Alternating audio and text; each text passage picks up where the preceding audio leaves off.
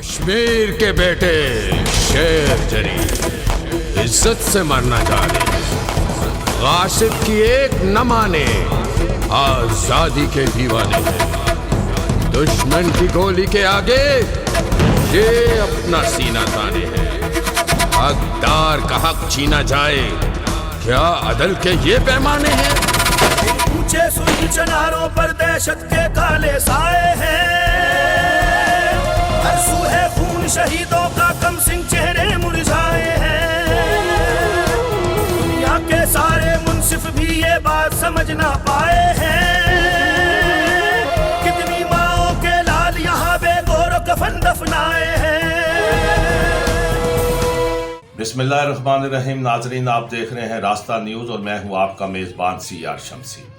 आज 5 अगस्त है और ये 5 अगस्त हमें याद दिलाती है एक जबर की तवील रात की जो मकबूजा कश्मीर के लोगों पर बीत रही है और आज भी वहाँ कर्फ्यू नाफिज है। और ये 5 अगस्त इस हवाले से भी अहम है और आज पूरी दुनिया में जो शऊर रखते हैं, जो इंसानियत का एक अदराक रखते हैं जो लोग, और जो आज़ादी के मतवाले हैं, जो जमहूरियत के मतवाले हैं, जो लोगों के हकूक़ पर यकीन रखते हैं, वो आज के इस दिन को यकीनन यौम स्याह के तौर पर मना रहे हैं।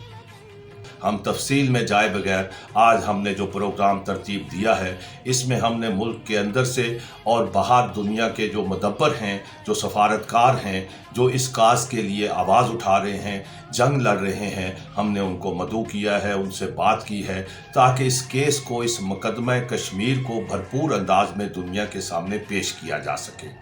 और एक, क्योंकि ये इंसानी मसला है, ये कोई ज़मीन का या एक लकीर का मामला नहीं रह गया, ये लोगों की ज़िंदगी का मसला है, उनकी आज़ादी का मसला है।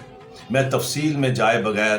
बराह रास्त आपको लिए चलता हूँ हुर्रियत कॉन्फ्रेंस के पाकिस्तान चैप्टर के मरकज़ी रहनुमा सैयद यूसुफ नसीम साहब, जिन्होंने आज़ादी के लिए ख़ुद भी अमलन भी जदोजहद की है और वो इस मसला कश्मीर के तमाम तारीख़, इसके पस पर्दा हक़ाइक़, पस मंज़र से बखूबी आगाह हैं। अस्सलाम वालेकुम सैयद यूसुफ नसीम साहब, आपका बहुत शुक्रिया, आपने रास्ता न्यूज़ को वक्त दिया और कश्मीर के हवाले से आज आप बात करेंगे। यकीनन आप जो बात करेंगे वो दिलों में उतरेगी, उसका असर भी होगा। क्या कहेंगे कि 5 अगस्त के बाद क्या हुआ मकबूजा कश्मीर में, और जो आपकी जद्दोजहद थी उसके क्या समरात सामने आए, या अभी भी आगे तारीख रात मौजूद है? आज से ठीक 1 साल पहले भारत सरकार ने मकबूजा रियासत जम्मू व कश्मीर के अंदर जारी तहरीक आज़ादी को कुचलने के लिए तमाम महाजों पर नाकामी के बाद अपने ही आइन में आर्टिकल 370 और 35A को रिमूव कर दिया और मकबूजा रियासत जम्मू व कश्मीर, जो सदियों से एक रियासत चली आ रही है, को 2 यूनियन टेरेटरीज़ में तकसीम करके कश्मीर में लॉकडाउन किया गया। ये लॉकडाउन या इसको कर्फ्यू कहिए, आज पूरा 1 साल गुजर चुका है। हमारी पूरी क़यादत हिंदुस्तान की मुख्तलिफ जेलों में है। 15,000 से ज़ायद नौजवान कारकुनान हुर्रियत को गिरफ़्तार किया गया है। हर घर के सामने एक सिपाही बंदूक लेके खड़ा है, लेकिन उसके बावजूद ये बात मैं यकीन से कहता हूँ, ये मेरा जुज़्व ईमान है कि वो दिन दूर नहीं जब रियासत जम्मू व कश्मीर के लोग अपने मादरे वतन का चप्पा चप्पा हिंदुस्तान के नाजायज़ तसल्लुत और कब्ज़े से आज़ाद करवा के दम लेंगे इंशाअल्लाह। शाह साहब, मैं आपसे ये पूछना चाहूँगा कि यकीनन इस अरसे में बहुत सी कुर्बानियाँ भी हुई, बहुत सी कोशिशें भी हुई, आपकी भी बहुत जद्दोजहद है, हुर्रियत कॉन्फ्रेंस की लीडरशिप की भी बहुत जद्दोजहद है, जो हमेशा घरों में नज़रबंद रहती है या जेलों में रहती है, और आज भी वो जेलों में बंद हैं। क्या आप मसला कश्मीर जो है आज तक क्यों नहीं मंजिल पा सका, और इस में जद्दोजहद में आपने किन ज़्यादा लोगों को आगे बढ़कर जद्दोजहद करते हुए देखा? हिंदुस्तान के किसी भी शहर का कोई भी शख्स वहाँ का शहरी नहीं बन सकता, तो बल्कि ये उससे भी पहले का कानून मौजूद था, लेकिन अमली तौर पर 1927 में ये कानून बना। तो वो एक ऐसी चीज़ थी जो हमारी शिनाख्त थी। रियासत जम्मू व कश्मीर की हज़ार साल से एक रियासत जम्मू व कश्मीर के नाम से दुनिया के अंदर ये एक मुल्क रह चुका है। اس میں کئی حکومتیں آئی, مسلمانوں نے کی, سکھوں نے کی, پٹھانوں نے کی, پھر اس میں یہ ڈوگروں نے خریدا اس ریاست کو, تو پھر اس میں پھر اسلام آیا, لاکھوں کی تعداد میں لوگ مسلمان بھی ہوئے. تو یہ ایک کہانی ہے. اس کہانی کو ختم کرنے کے لیے جب ہندوستان فیل ہو گیا, ناکام ہو گیا اس تحریک کو دبانے میں ہندوستان ناکام ہوا. ہندوستان کا اصلی چہرہ بے نقاب کیا ہماری ٹیمز نے جنیوا کے اندر, ہیومن رائٹس کونسل کے اندر اور دنیا کے تمام پاور سینٹرز کے اندر ہم لوگ گئے, اور پھر اس طریقے سے پاکستان نے ڈپلومیٹک فرنٹ پہ ایفرٹ کیا. خاص کر محترمہ بینظیر بھٹو صاحبہ جب وزیر اعظم تھی اور کل جماعتی حریت کانفرنس کا وجود عمل میں آیا, اس وقت ہمارے ڈیلیگیشن پوری دنیا میں پھیل گئے اور دنیا بھول چکی تھی کہ کشمیر کوئی ڈسپیوٹ ہے. تو میں یہ بات یقین سے کہہ سکتا ہوں کہ کریڈٹ گوز ٹو دا محترمہ اینڈ اس وقت کے چیئرمین کشمیر کمیٹی نوابزادہ نصر اللہ خان صاحب, جن کی دن رات انتھک محنت سے جناب مسئلہ کشمیر کو ہم انٹرنیشنل لیول پر اجاگر کرنے میں کامیاب ہوئے. اور میروائز صاحب founder chairman of all parties Hurriyat conference کو بازو سے پکڑ کر محترمہ بینظیر بھٹو صاحبہ نے کاسا بلانکا میں 57 اسلامک کنٹریز کے لیڈرز کو تعارف کروایا کہ he is the leader of the Kashmir freedom struggle. تو اس طرح پھر اس وقت کے ساتھ مجاہد اول سردار محمد عبد القیوم خان صاحب اور دیگر ہمارے جو قائدین ہیں وہ بھی شامل تھے. محترم شاہ صاحب, ایک اس حوالے سے جب 5 اگست ہے اور اس سے پہلے حکومت پاکستان نے ایک فیصلہ کیا ہے یا ایک خبر سامنے آئی ہے ایک تجویز کی صورت میں کہ کشمیر ہائی وے کا نام سری نگر روڈ رکھ دیا جائے, اس فیصلے کے پیچھے کیا منطق ہے اور آپ اس کو کس نظر سے دیکھتے ہیں؟ کیا اس کا کوئی فائدہ ہوگا یا کشمیر کاز کو نقصان پہنچے گا؟ جہاں تک مقبوضہ ریاست جموں و کشمیر کا تعلق ہے, لداخ ہے, جموں ہے یا ویلی ہے, اور بڑے بڑے انسٹیٹیوشنز ہیں, بڑے بڑے شہر ہیں, اب ہندوستان کی کوشش ہے کہ ان کے نام چینج کیے جائیں. لیکن ایک بات ہماری سمجھ سے بالاتر ہے کہ حکومت پاکستان شاہراہ کشمیر کا نام شاہراہ سری نگر رکھنا چاہتی ہے. کشمیر میں سب کور ہو جاتا ہے, لداخ سے لے کے, جموں سے لے کر ویلی, سری نگر, ایون آزاد کشمیر, گلگت بلتستان, یہ ساری چیزوں کو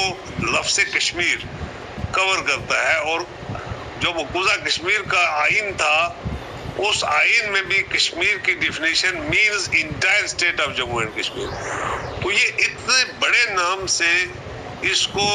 سری نگر شاہراہ, یہ منطق ہماری سمجھ میں نہیں آیا. مجھے نہیں لگتا کہ اس سے کوئی فائدہ ہوگا کوئی تحریک کو, یا اس سے کوئی لوگوں کے لیے کوئی اچھا میسج ہے. کشمیر زیادہ لفظ مناسب تھا بنسبت سری نگر کے, تو اس کو چینج کرنے کی کیا ضرورت پڑی, یہ ہماری سمجھ سے بالاتر ہے. ناظرین, آپ نے سید یوسف نسیم صاحب کی گفتگو سنی اور اب ہم براہ راست چلتے ہیں برطانیہ, جہاں پاکستان کے ہائی کمشنر محترم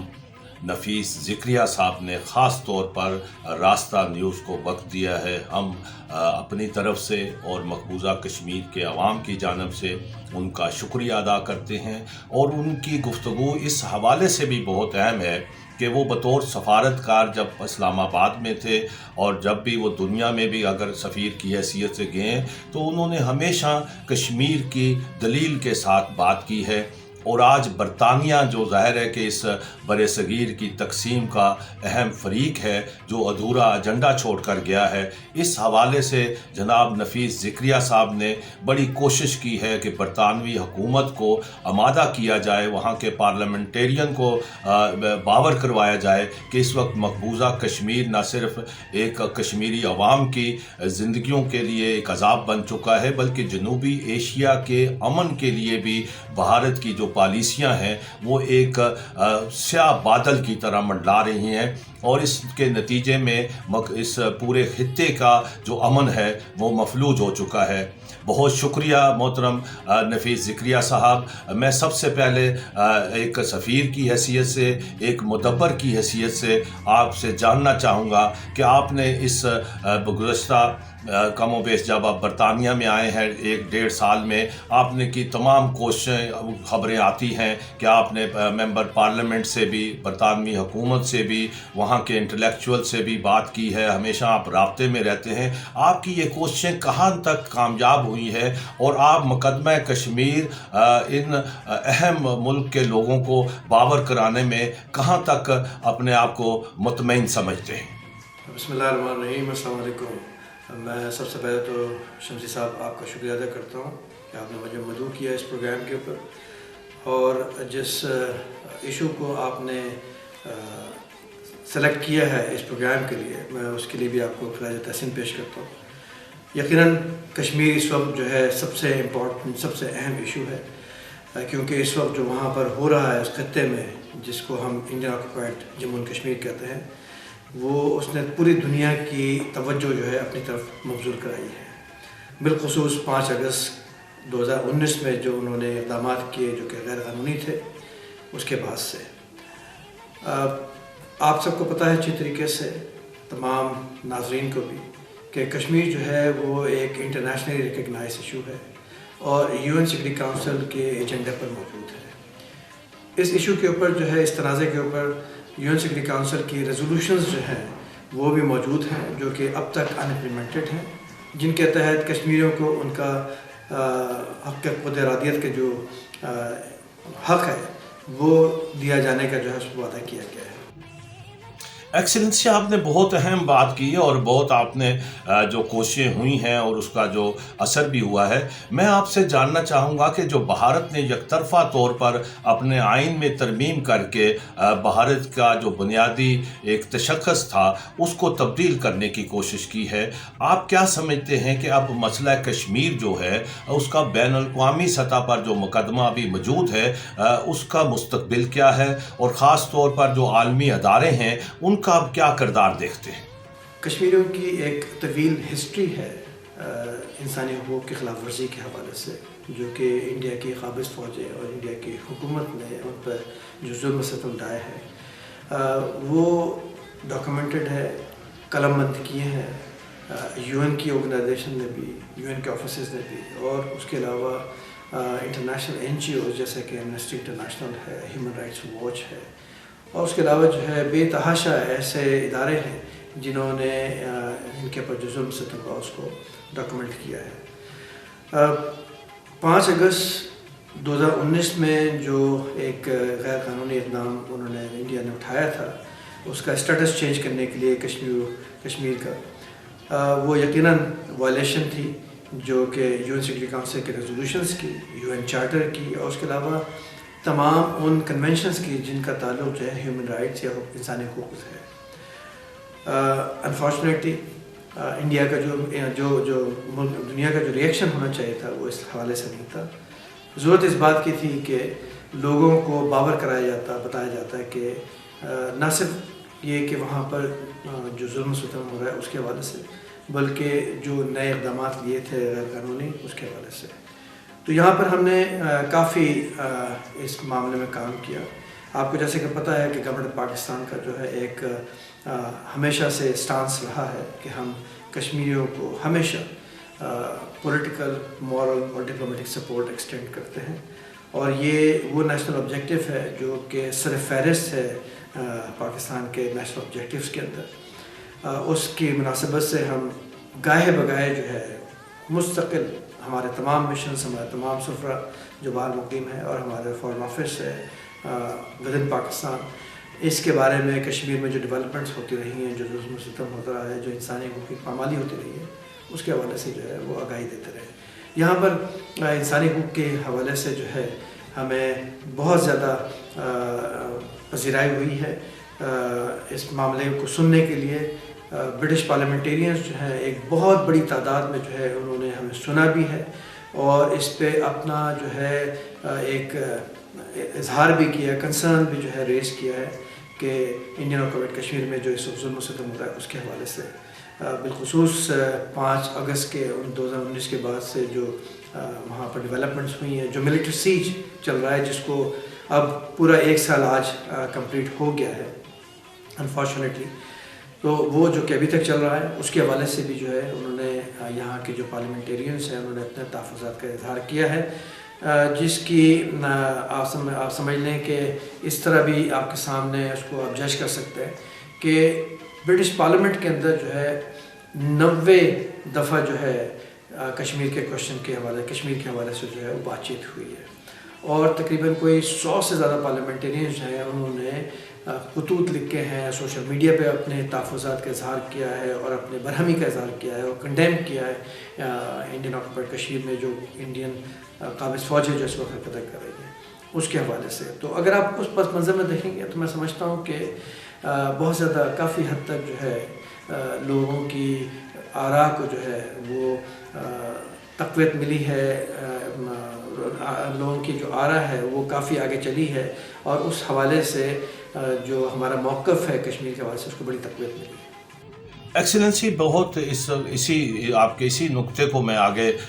بڑھاؤں گا کہ اس ساری صورتحال میں ظاہر ہے 1 برس ہو چکا ہے 5 اگست کو جب وہاں کرفیو نافذ ہوا اور ایک طویل جبر کی رات ہے۔ ان حالات میں جو حکومت پاکستان کی کوششیں ہیں ان کو کس انداز میں آپ سمجھتے ہیں کہ مزید ان میں ایک طاقت لائی جائے تاکہ جو دنیا کے پاور ہاؤس ہیں، کیپٹلز ہیں، وہاں تک ہماری بات جو ہے یا کشمیری عوام کا جو مقدمہ ہے کس انداز سے اٹھایا جائے کہ یہ ایک جبر کی رات جو ہے وہ ختم ہو سکے؟ آپ کے سوال کا جواب کہ جو 5 اگست 2019 میں جو غیر قانونی اقدامات کیے گئے اس کے حوالے سے میں کہنا چاہوں گا کہ ہمیں دیکھنا ہے کہ یہ موٹیو کیا ہے، اور یہ بات میں نے اپنی جو بریفنگز ہیں جو کہ ہاں برٹش پارلیمنٹ میں میں نے بریفنگز دی ہیں، برٹش پارلیمنٹیرینس کو بہت کئی دفعہ پارلیمنٹیرینس کو جو ہے میں نے بریفنگ دی ہے، اور مختلف جو یہاں پر جماعتیں ہیں، سیاسی جماعتیں، ان سب کے عہدیداران کو بھی اور ان کے ممبران کو بھی جو ہے میں نے بریفنگ دی ہے۔ اس حوالے سے میں یہ کہنا چاہوں گا کہ اگر آپ غور سے دیکھیں گے تو آپ کو یہ چیز واضح طور پہ نظر آئے گی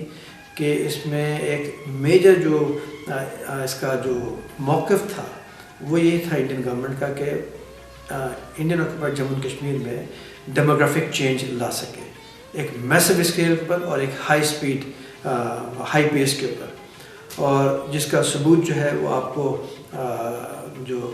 جموں کشمیر ری آرگنائزیشن آرڈر جو 2020 کا انہوں نے جاری کیا، اور اس کے فوراً بعد جو ہے پھر اس کے بعد انہوں نے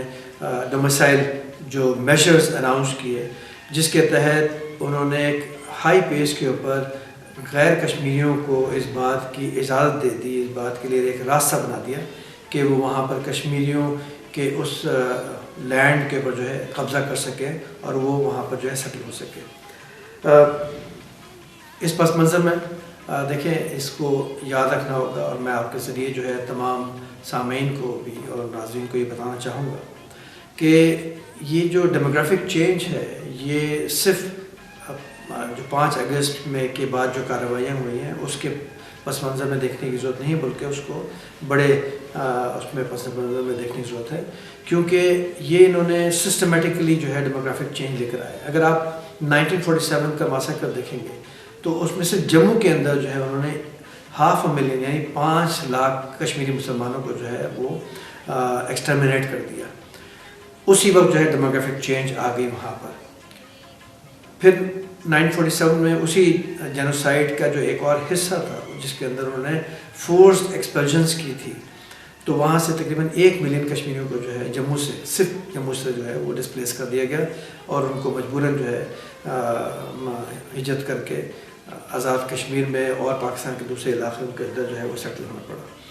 تو آپ اس سے دیکھ لیں کہ صرف جموں کے اندر جو ہے 1947 کے اندر نومبر میں ہی جو ہے ایک بہت بڑی ڈیموگرافک چینج آ گئی۔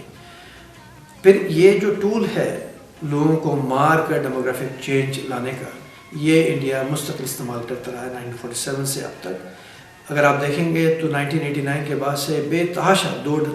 درجن سے زیادہ جو ہے انہوں نے ماسیکرز کیے ہیں، جن کی پوری ایک لسٹ اویلیبل ہے اور آن لائن اویلیبل ہے مختلف ویب سائٹس کے اوپر، ہمارے پاس بھی اس کی ساری ڈیٹیلز اویلیبل ہیں. کوئی جو جاننا چاہے گا وہ یقیناً پاکستان ہائی کمیشن کی ویب سائٹ پہ بھی کشمیر کا جو سیگمنٹ ہے وہاں جا کے اس کو رجوع کر سکتا ہے, اور منسٹری آف فارن افیئرس کی جو ویب سائٹ ہے اسلام آباد کی اس کو بھی رجوع کر سکتا ہے. غرض یہ ہے کہ قتل و غارت گری سسٹمیٹک اور پرپیچول جینوسائڈ جسے ہم کہتے ہیں, اس کے ذریعے ایک تو ڈیموگرافک چینج وہ لے کر آ رہے ہیں. اس کے علاوہ جو ہے ماضی میں بھی جو ہے انہوں نے ایسے اقدامات کیے ہیں, ایڈمنسٹریٹو میشرز لیے ہیں جس کے تحت جو ہے انہوں نے ہزاروں tens of thousands of non Kashmiri کو لا کے وہاں پر سیٹل کیا ہے, لوگوں کو سرٹیفکیٹس ایشو کیے ہیں اور بڑے اسپیڈی طریقے سے ایشو کیے ہیں. اس کے علاوہ بھی جو ہے ڈیموگرافک چینج کے لیے اب جو ان کا موجودہ جو ٹول انہوں نے استعمال کیا ہے کہ ری آرگنائزیشن آرڈر لے کر آئے ہیں, اور پھر اس ری آرگنائزیشن آرڈر کو امپلیمنٹ کرنے کے لیے انہوں نے جو کارروائی کی ہے وہ یقیناً پوری دنیا جو ہے اس نے مذمت بھی کی ہے, اور بلکہ میں اس کو گردانتا ہوں, بلکہ ہر قانون کے نگاہ سے دیکھیں تو یہ کرائمز اگینسٹ ہیومینٹی کے زمرے میں آتا ہے,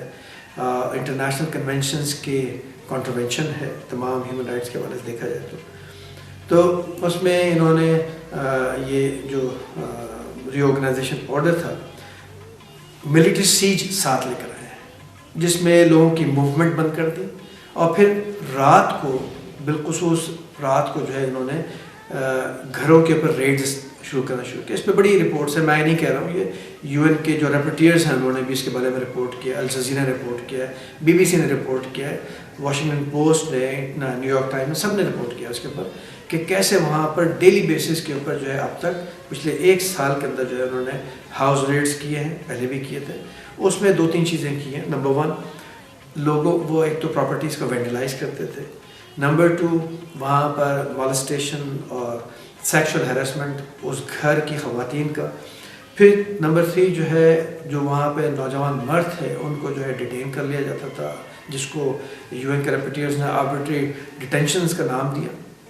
اور پھر ڈیٹینشن کے بعد جو ہے وہ ڈیٹینشن سینٹرز کے اندر جس طریقے سے ان کو ٹارچر کرتے ہیں, ان کی ایکسٹرا جوڈیشل اور کسٹوڈیل کلنگ کرتے ہیں, اس کے حوالے سے بھی یو این ریپورٹیئرز کی رپورٹ ہے. 3 رپورٹس آئی ہوئی ہیں, ایک انہوں نے سپٹمبر میں لانچ کی تھی, ایک جو ہے انہوں نے دسمبر میں کی تھی, اس کے بعد جو ہے ایک ابھی ریسنٹلی کی ہے مئی میں. تو غرض یہ ہے کہ ایسے شواہد موجود ہیں, اور انٹرنیشنل آرگنائزیشنز اور بڑے بڑے اداروں نے جو ہے اس کے اوپر شواہد دیے ہوئے, جس کے تحت انڈیا کے حوالے سے بہت جو ہے کارروائیاں کی جا سکتی ہے, اور ان کے انڈیا کے اوپر جو ہے اکنامک سینکشنز لگائی جا سکتی ہے. جو انہوں نے کرائمز اگینسٹ ہیومینٹی کمٹ کیے ہیں ان کے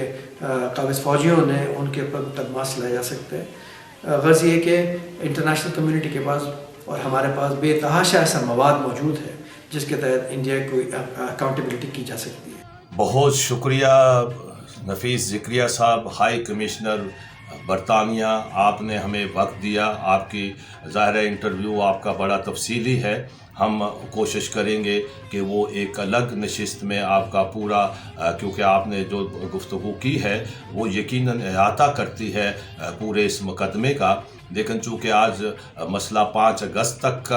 پر بات کر رہے ہیں, آپ کا تفصیلی انٹرویو, اور میں اپنے ناظرین سے بھی کہنا چاہتا ہوں کہ ہائی کمشنر محترم نفیس ذکریہ صاحب کا جو تفصیلی انٹرویو ہے وہ بہت جلد ہم راستہ نیوز پر نشر کریں گے تاکہ اس مسئلے کے حوالے سے مزید رہنمائی مل سکے. آپ کا بہت بہت شکریہ. ناظرین, آپ نے محترم نفیس ذکریہ صاحب جو ہائی کمشنر ہیں برطانیہ میں پاکستان کے اور بھرپور نمائندگی کر رہے ہیں, ان کی گفتگو کا کچھ حصہ سنا ہے. اور اب ہم براہ راست چلتے ہیں اسلام آباد, جہاں جناب ہمارے ساتھ ہیں سینئر سفارتکار, فرانس میں پاکستان کے سفیر رہ چکے ہیں, کئی ملکوں میں اپنی سفارتی ذمہ داریاں پوری کر چکے ہیں, اور اس پورے خطے کی اور بین الاقوامی سیاست پر گہری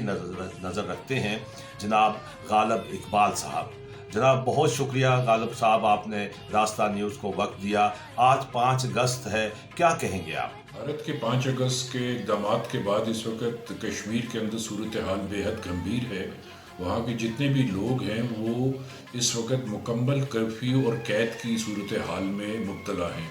بھارت نے اپنی 9 لاکھ فوج وہاں رکھ کر کشمیریوں کے اوپر جو ظلم شروع کر رکھا ہے اس کے اوپر افسوس یہ ہے کہ نہ صرف دنیا نے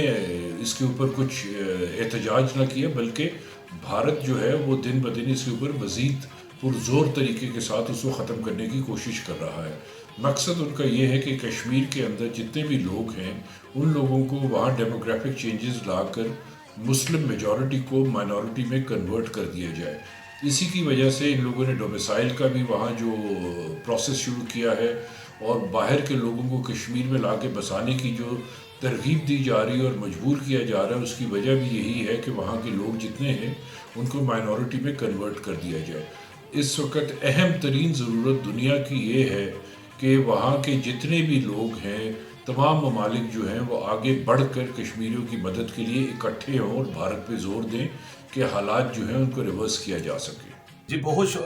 اسی حوالے سے میں آپ سے جاننا چاہوں گا کہ ان حالات میں کہ جب پاکستان کی سفارتکاری جو ہے کوششیں بھی بہت ہیں لیکن ابھی تک جو مسئلہ ہے وہ حل نہیں ہو پا رہا، کیا وجہ ہے اور آپ کیا سمجھتے ہیں کہ اس وقت پاکستان کو مزید کیا کرنا چاہیے کہ کشمیر کی جو گھٹن ہے، آزادی ہے، وہ انہیں مل سکے؟ پاکستان کی پالیسی کشمیر کے بارے میں بہت برسوں سے چلی آ رہی ہے اور وہ مستقل پالیسی ہے جس کے تحت پاکستان نے ہمیشہ ان کو سفارتی اور اخلاقی مدد دینے کی کام کیا ہے۔ اس وقت ضرورت ہے کہ میرے خیال میں پاکستان کو آؤٹ آف باکس سولوشنز کی طرف جانا چاہیے، جس میں سب سے اہم یہ ہے کہ کشمیر کی ایک گورنمنٹ ان ایگزائل بنانے کی ضرورت ہے اور اس کو پاکستان پوری طرح سپورٹ کرے تاکہ بھارت کے اوپر پریشر ڈالا جا سکے۔ دوسری چیز یہ ہے کہ جو بھارت میں اس وقت دوسری علیحدگی پسندانہ تحریک چل رہی ہیں ان کی بھی گورنمنٹ ان ایگزائل بنانے میں مدد کروائے پاکستان، تاکہ بھارت کے اوپر اتنا پریشر جنریٹ کیا جا سکے کہ وہ اپنے پچھلے برس کے 5 اگست کے اقدامات کو جو ہے ریورس کرنے کے اوپر سوچنے کے لیے مجبور ہو جائے۔ پاکستان کو ایک اور اہم قدم اٹھانے کی ضرورت یہ ہے کہ RSS ایڈیالوجی جو ہے اس وقت اس نے نہ صرف خطے کو جنگ کے حالات میں مبتلا کر رکھا ہے بلکہ آئندہ آنے والے مہینوں میں اور سالوں میں وہ بہت زیادہ خرابی پیدا کر سکتا ہے۔ ہمیں چاہیے کہ اپنے پارلیمنٹ کے ذریعے RSS کو ایک دہشت گرد تنظیم کے طور پر ڈکلیئر کروا کر اس کو اناؤنس کر دیا جائے تاکہ ایک پریشر اور جنریٹ کیا جائے بھارت کے اوپر۔ غالب صاحب، اسی تناظر میں ان کوششوں کے حوالے سے ہی میں آپ سے جاننا چاہوں گا کہ ابھی اس حوالے سے یہ خبر بھی آئی ہے کہ حکومت پاکستان کی طرف سے، میں نے یہ سوال حریت کانفرنس کے رہنما سید یوسف نسیم صاحب کے بھی سامنے رکھا اور آپ کی بھی اس پہ رائے جاننا ضروری ہے کہ یہ جو کشمیر ہائی وے کا نام سری نگر روڈ رکھا گیا ہے، اس کے پیچھے کیا منطق ہے یا اس کا کیا فائدہ ہوگا؟ کشمیر ہائی وے کو سری نگر ہائی وے کا نام دینا اور اس میں وہاں پورے بورڈ لگانا، میرے خیال میں یہ اس قسم کے جو اقدامات ہیں یہ بھارت کو صرف چڑھا سکتے ہیں اور بھارت تنگ ہو سکتا ہے اس کے اوپر، لیکن اس کی کوئی پریکٹیکلٹی جو ہے وہ مجھے نظر نہیں آتی۔ پہلے کشمیر ہائی وے تھا، وہ پورے ایک خطے کے بارے میں تھا نام اس کا، اور اب سری نگر ہو گیا، اب آپ نے ایک شہر کے اوپر اس کا نام کر دیا۔ ان چیزوں سے ٹھیک ہے، یہ کھیل جو ہے بھارت نے شروع کیا ہے، لیکن میرے خیال میں ان چیزوں سے سفارتکاری میں کسی قسم کے کوئی فوائد حاصل ہونے کے امکانات نہیں ہوتے۔ آپ نے بڑی بجا بات کی کہ اس حوالے سے مزید سوچ و بچار کی ضرورت ہے۔ آپ کا بہت شکریہ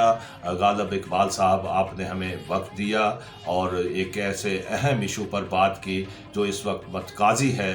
دنیا کی توجہ کا، انسانی حقوق کے دعوے داروں کا، مسئلہ کشمیر کے مظلوم عوام۔ بہت شکریہ ناظرین، آپ نے غالب اقبال صاحب کی گفتگو سنی اور اب ہم چلتے ہیں براہ راست پاکستان کے اہم سیاسی رہنما جناب احسن اقبال صاحب کی جانب، جن کا تعلق پاکستان مسلم لیگ نواز سے ہے، وفاقی وزیر ہیں سابق اور ایک دانشور ہیں اور گہری سوچ رکھتے ہیں اور اس پورے خطے کے حالات پر ان کا خاص طور پر بڑا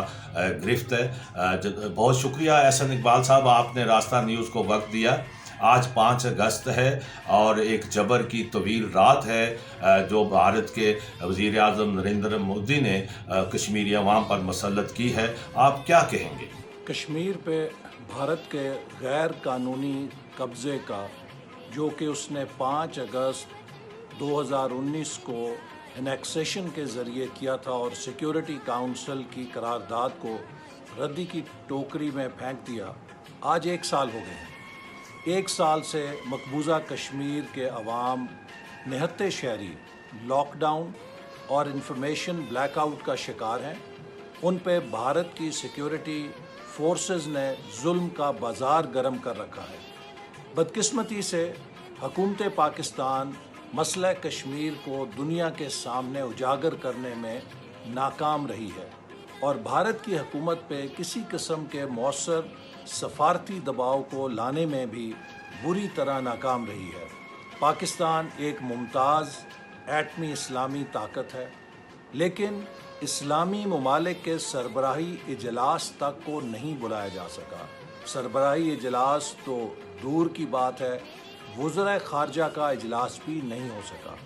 اسی طرح سیکیورٹی کاؤنسل کے اندر بھی اس بات پر نہ صرف یہ کہ کوئی پرزور احتجاج نہیں اٹھایا گیا، بھارت کی سیکیورٹی کاؤنسل میں بلا مقابلہ ممبرشپ کا راستہ بھی ہموار کیا گیا ہے۔ یہ وہ چیزیں ہیں جن سے مسئلہ کشمیر کو بہت سیٹ بیک پہنچا ہے۔ احسن اقبال صاحب، یہ تو ساری آپ نے بڑی ایک ظاہر ہے کہ آپ کا حق ہے کہ آپ حکومت کی جو پالیسی ہے اس پر تنقید کا بھی آپ حق رکھتے ہیں، لیکن آپ خود حکومت کا ایک حصہ رہے ہیں۔ اس وقت کیا آپ سمجھتے ہیں کہ کیا ہونا چاہیے، کیسے کیا اقدام ہونے چاہیے کہ مسئلہ کشمیر حل ہو سکے اور دنیا کو باور کرایا جا سکے کہ اس وقت جو مسئلہ کشمیر ہے وہ نہ صرف کشمیری عوام کا مسئلہ ہے بلکہ اس پورے خطے کا امن اس سے جڑا ہوا ہے؟ اور اس وقت جو ابھی جو سوال اٹھ رہا ہے وہ کشمیر ہائی وے کا، اس کا نام بدلنے کے حوالے سے بھی باتیں ہو رہی ہیں، کیا کہیں گے آپ؟ میں سمجھتا ہوں کہ آج بھی وقت ہے کہ کشمیر کے وہ عوام جو پاکستان کے پرچم کو سینے پہ لپیٹ کے بھارتی سیکیورٹی فورسز کی گولیوں کا سامنا کرتے ہیں، ہم ان کی آواز بنیں، ہم مؤثر سفارتکاری کریں، دنیا کے ضمیر کو جھنجھوڑیں، مقبوضہ کشمیر سے lock out information black out کو ختم کرائیں، اس متنازع اقدام کو ریورس کرائیں جس سے کہ مقبوضہ کشمیر کی متنازع حیثیت کو، جسے اقوام متحدہ نے تسلیم کیا ہے، بھارت نے تبدیل کر دیا ہے، وہاں پہ استصواب رائے کے لیے دنیا کے اندر رائے عامہ کو ہموار کریں۔ یہ وہ اقدامات ہیں جن کے کرنے سے کچھ کشمیر کے عوام کو فائدہ پہنچ سکتا ہے۔ محض سڑکوں کے نام کی تبدیلی سے کشمیر میں بھارتی سیکیورٹی فورسز کے مظالم نہیں رک سکتے۔ اسلام آباد کے اندر شاہراہ کشمیر کو اگر سری نگر سے منسوب کر دیا گیا ہے تو یہ کشمیر جس کے ساتھ مقبوضہ کشمیر اور آزاد کشمیر دونوں کی شناخت وابستہ ہے، اس کا نام مٹانے جیسی حرکت ہے، نہایت ہی بچگانہ حرکت ہے۔ کشمیر کو اسلام آباد کے شہر میں ایک علامت کے طور پہ برقرار رکھا رہنا چاہیے۔ جی بہت شکریہ احسن اقبال صاحب، آپ نے وقت دیا راستہ نیوز کو کشمیری عوام کے نام آج کی جو پروگرام ہے، اور یقیناً آپ کی بھی خواہش ہے، ہر باشعور شہری کی یہ خواہش ہے، انسانوں کی خواہش ہے کہ مقبوضہ کشمیر کے لوگوں کو آزادی ملے، وہ بھی زندگی کا ایک سانس لے سکیں آزاد فضاؤں میں۔ آپ کا بہت بہت شکریہ۔ ناظرین، گفتگو کا سلسلہ جاری ہے۔ 5 اگست جبر کی رات کی یادیں ہیں، کرب ہے اور ایک ایسی کیفیت ہے۔ اس وقت ہم گفتگو تو کر رہے ہیں لیکن کشمیری عوام کے حقیقی زخموں کا، ان کے درد کا اندازہ ہم یہاں بیٹھ کر نہیں لگا سکتے، جن پر 9 لاکھ فوج مسلط ہے۔ یقیناً اس حوالے سے جو آزاد کشمیر کی سیاسی لیڈرشپ ہے وہ اس پہ بات کرتی ہے، بیس کیمپ میں رہتی ہے۔ ہم نے مدعو کیا ہے جناب پاکستان پیپلز پارٹی آزاد کشمیر کے صدر جناب لطیف اکبر صاحب۔ بہت شکریہ لطیف اکبر صاحب۔ 5 اگست کے حوالے سے آپ کیا کہیں گے اور آپ کے ذہن میں کیا خاکہ ہے مستقبل کا؟ بسم اللہ الرحمن الرحیم۔ کشمیر کے 5 اگست کے بعد بھارت نے جو غیر آئینی اور غیر قانونی اقدامات کیا ہے، یہ نہ صرف اس کے اپنے آئین کی خلاف ورزی ہے، بلکہ یہ اقوام متحدہ کی جو سیکورٹی کو اس کی ریزولوشن کی بھی وائلیشن ہے۔ تو یہ میں سمجھتا ہوں کہ کوئی بھی ایسا اقدام جو اقوام متحدہ کی قراردادوں کے بغیر ہو، اس کی کوئی قانونی حیثیت نہیں بنتی۔ تو اس طریقے سے اگرچہ بھارت نے یہ کوشش کی ہے کہ وہ کشمیر کے ایشو پہ یک طرفہ طور پہ اس پہ کوئی تبدیلی کرے، اس سے جو تبدیلیاں کی بھی ہیں، لیکن ان کی کوئی آئینی قانونی اور انٹرنیشنل سطح پہ اس کی کوئی حیثیت اس وجہ سے نہیں بنتی کہ جب تک اقوام متحدہ کی قراردادیں موجود ہیں وہ اپنی جگہ پہ اسی طریقے سے مؤثر ہے جیسے مشہور جس کا بعض خود بھی سگریٹری ہے، اور اور اسی یہ انڈیا ہی تھا جو مسئلہ کشمیر کو اقوام متحدہ میں لے کے گیا تھا۔ جس اعتبار سے میں سمجھتا ہوں کہ ہندوستان کا یہ جو اقدام ہے یہ کسی بھی صورت میں کشمیریوں کے لیے قابل قبول نہ ہی اس کا کوئی امپیکٹ آئینی قانونی طور پہ کشمیریوں کے تحریک آزادی پہ پڑ سکتا ہے۔ البتہ انہوں نے یہ کوشش ضرور کی ہے کہ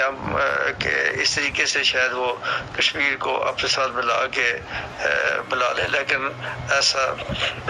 اس سے پہلے بھی بھارت جو ہے وہ گزشتہ 77 سال سے ایسا کرتا جا، وہاں پہ ظلم جبر کے پار انہوں نے چلائے تو ڈھائے، تو اس میں بھی وہ کامیاب جس کو آج بھی